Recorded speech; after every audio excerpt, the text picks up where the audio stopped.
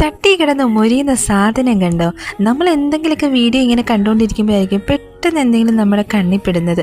അപ്പം തന്നെ സേവ് ആക്കും. എവിടെ? നമ്മുടെ മനസ്സിൽ തന്നെ. അങ്ങനെ ഞാൻ സേവ് ആക്കിയ ഒരു ഐറ്റമാണ് കേട്ടോ ഇത്. പിന്നാണ് ഞാൻ ആ നഗ്ന ശക്തി മനസ്സിലാക്കിയത്. ഇത് ഞാൻ മാത്രമാണ് ഇത്രയും കാണാൻ വൈകിപ്പോയതെന്ന്. കാരണം എന്താണെന്ന് വെച്ചാൽ വഴുതനങ്ങയൊക്കെ കിട്ടിക്കഴിഞ്ഞാൽ അപ്പം തന്നെ ഞാനൊരു മെഴുക്ക് പുരട്ടി അങ്ങ് ഉണ്ടാക്കും. അതാണ് എനിക്കിഷ്ടം, എൻ്റെ ഫേവറേറ്റ്.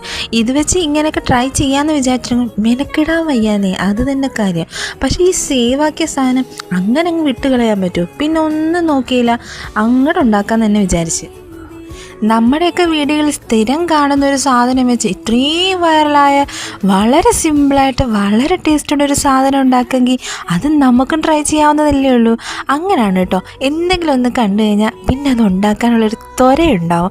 ആ ത്വരയാണ് കേട്ടോ നമ്മുടെ കുക്കിങ്ങിലുള്ള ആ ഒരു ഇൻട്രസ്റ്റ്. ആ ഇൻട്രസ്റ്റ് ഉണ്ടെങ്കിൽ നമ്മുടെ ഉണ്ടാക്കുന്ന ഫുഡെല്ലാം ഭയങ്കര ടേസ്റ്റായിരിക്കും എന്ന് നമുക്ക് തോന്നും. അങ്ങനെ തന്നെ മനസ്സിൽ വിചാരിച്ചിട്ടുണ്ടെങ്കിൽ എല്ലാവർക്കും ആ ഫുഡ് അങ്ങോട്ട് ഉണ്ടാക്കി കൊടുത്താലുണ്ടല്ലോ, അവരുടെ മുഖത്ത് നിന്ന് നിൽക്കുന്ന ഒരു ചെറു പുഞ്ചിരി മതി, നമ്മൾ ഹാപ്പി ആയിരിക്കും. പറഞ്ഞ് ഞാനിവിടെ ഉണ്ടാക്കി കഴിഞ്ഞെന്നേ. അപ്പോൾ പിന്നെ നിങ്ങൾക്ക് ഇത് എളുപ്പമല്ലയോ?